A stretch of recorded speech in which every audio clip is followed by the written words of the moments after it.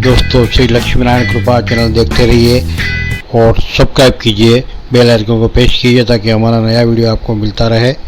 नमस्कार।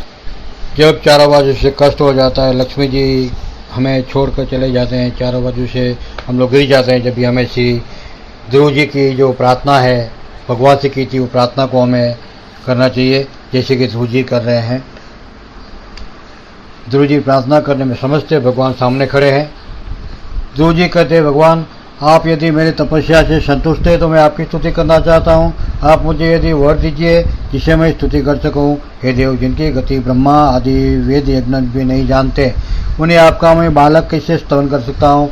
किंतु हे परम प्रभु, आपकी भक्ति से द्रवीभूत हुआ मेरा चित्त आपके चरणों की स्तुति करने में प्रवृत्त हो रहा है, अतः आप इसे उसके लिए बुद्धि प्रदान कीजिए। पराशर जी बोले, हे द्विजवर्य, तब जगतपति श्री गोविंद ने अपने सामने हाथ जोड़ खड़े हुए उस उतारपाद पुत्र अपने वेदमय शंख से अंत वेदांतमय भाग से छून लिया। तब तो एक क्षण में ही वह राजकुमार प्रसन्न मुख से अति विनीत होकर सर्वभूताधिष्ठान अच्युत की स्तुति करने लगा। ध्रुव जी स्तुति करते हुए कहते हैं, पृथ्वी जल अग्नि वायु आकाश मन बुद्धि अहंकार और मूल प्रकृति, ये सब जिनके रूप है उन भगवान को मैं नमस्कार करता हूँ। जो अति शुद्ध सूक्ष्म सर्वव्यापक प्रधान से भी पर है, वह पुरुष जिनका रूप है उन गुणभोक्ता परम पुरुष को मैं नमस्कार करता हूँ। हे परमेश्वर, पृथ्वी आदि समस्त भूत गद आदि उनके गुण, बुद्धि आदि अंतकरण तत्व प्रधान और पुरुष से भी परे जो सनातन पुरुष है, उन आप निखिल ब्रह्मांड नायक ब्रह्मभूत शुद्ध स्वरूप आत्मा की मैं शरण में हूँ। हे सर्वात्मा, हे योगियों के चिंतन व्याप और वर्धनशील होने के कारण आपका जो ब्रह्म नामक स्वरूप है उस स्वीकारित रूप को मैं नमस्कार करता हूँ। हे प्रभु, आप हजारों मस्तकों वाले, हजारों नेत्रों वाले, हजारों चरणों वाले परम पुरुष हैं। आप सर्वत्र व्याप है। वो पृथ्वी आदि आवरण को सहित समूर्ण ब्रह्मांड को व्याप्त कर 10 गुण महाप्रमाण से स्थित है। ये पुरुषोत्तम भूत और भविष्य जो कुछ पदार्थ है वे सब आप ही से है, तथा विराट स्वराट सम्राट आदि पुरुष ब्रह्मा आदि भी सब आप ही से उत्पन्न हुए हैं। वे आप इस पृथ्वी के नीचे ऊपर और इधर उधर सब बड़े हुए हैं। यह संपूर्ण जगत आप ही से उत्पन्न हुआ है तथा आप ही से भूत और भविष्य हुए हैं। यह संपूर्ण जगत आपके स्वरूप भूत ब्रह्मांड के अंतर्गत है। फिर आपसे अंतर्गत होने की तो बात ही क्या है, जिसमें सभी पुराणों का हवन होता है। यज्ञ पुष्दाज यदि दूत तथा ग्राम्य और वन्य 2 प्रकार के पशु आप ही से उत्पन्न हुए हैं। आप ही से रुक साम और गायत्री आदि छंद प्रकट हुए हैं।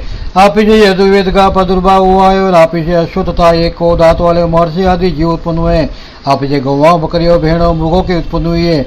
आप ही से मुख्य ब्राह्मण बाहुओं से क्षत्रिय जंगाओं से वैश्य शत्रुओं से चरणों से क्षुद्र उत्पन्न हुए तथा आप ही से नेत्रों से सूर्य, प्राण से वायु, मन से चंद्रमा, भीतरी छिद्र से प्राण, मुख से अग्नि, नाभि से आकाश, सिर से स्वर्ग, श्रोत्र से दिशा, चरणों से पृथ्वी आदि उत्पन्न हुए हैं। इस प्रकार हे प्रभु, यह संपूर्ण जगत आप ही से प्रकट हुआ है। जिस प्रकार नन्हे से बीच में बड़ा भारी वटवृक्ष रहता है, उसी प्रकार प्रलय काल में यह संपूर्ण जगत बीज स्वरूप आदि में लीन है। जिस प्रकार बीज से अंकुर स्वरूप प्रकट हुआ वट वृक्ष बढ़कर अत्यंत विस्तार वाला हो जाता है, उसी प्रकार सृष्टि काल में यह जगत आप ही से प्रकट होकर फैल जाता है। ये इस प्रकार जिस प्रकार केले का पौधा छिलके और पत्तों से अलग दिखाई नहीं देता, उसी प्रकार जगत से आप पृथक नहीं है। वह आप ही में स्थित दिखा जाता है। सबके आधारभूत आप में आदि नाहिनी निरंतर आहार देने वाली और संदेह विच्छेद रहित संवेश विद्याशक्ति अभिन रूप से रहती आपसे आहार और ताप देने वाली सात्विक तामसी अथवा उभय मिश्रा राशि कोई भी संभव नहीं है, क्योंकि आप निर्गुण है। आप कार्य से पृथक और रूप है, कारण दृष्टि एक रूप है। आप ही भी भूत सूक्ष्म है, आप ही नाना जीव रूप है। ये भूतांत आत्मा में ऐसे आपको मैं नमस्कार करता हूँ। योगी के द्वारा अंतकरण में आप ही महत्व प्रधान पुरुष विराट सम्राट स्वराट आदि स्वरूप भावना किए हुए हैं। एक शैषी पुरुषों में आप नित्य अक्षय आकाश आदि सर्वभूतों में सार अर्थात उनके गुण रूप आप ही समस्त रूपों के धारण जो इसकी महिमा का वर्णन करे।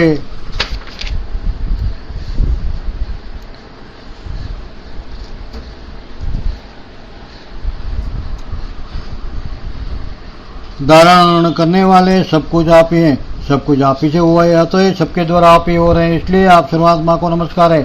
हे सर्वेश्वर, आप सर्वात्मा है क्योंकि सर्वपूर्ण भूतों में व्याप्त है, तो मैं आपसे क्या कहूँ। आप स्वयं सब हृदय स्थित बातों को जानते हैं। हे सर्वात्मन, हे पुतेश्वर, सब पुतों के आदि स्थान, आप सर्वभूत स्वरूप से शिव प्राणियों के मनोरथों को जानते हैं। हे नाथ, मेरा जो कुछ मनोरथ था वह तो आपने सफल कर दिया है। जगतपति, मेरी तपस्या भी सफल हो गई, क्योंकि मुझे आपका साक्षात दर्शन प्राप्त हुआ। श्री भगवान बोले, हे ध्रुव, तुमको मेरा साक्षात दर्शन प्राप्त हुआ, इससे अवश्य ही तेरा तपस्या सफल हो गई। परंतु हे राजकुमार, मेरा दर्शन भी तो कभी निष्फल नहीं होता। इसके लिए तुझको किसी वर की इच्छा हो तो वर मांग ले। मेरा दर्शन होने पर पुरुष को सभी कुछ प्राप्त हो जाता है। ध्रुव जी बोले, हे पुत्र महेश्वर, भगवान आप सभी के अंतःकरणों में विराजमान है।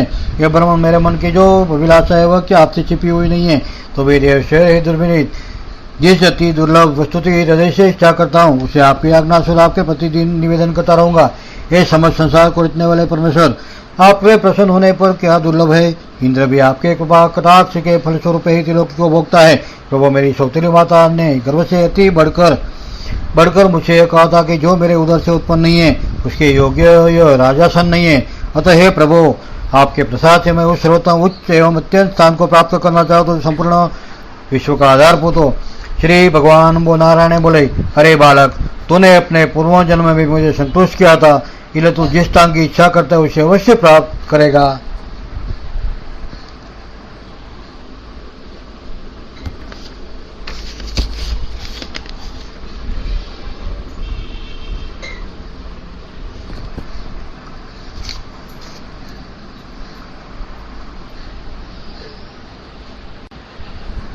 श्री भगवान बोले, बालक, तू अपने पूर्व जन्म में भी मुझे संतोष किया था, इसलिए तू जिस स्थान की इच्छा करता है अवश्य प्राप्त करेगा।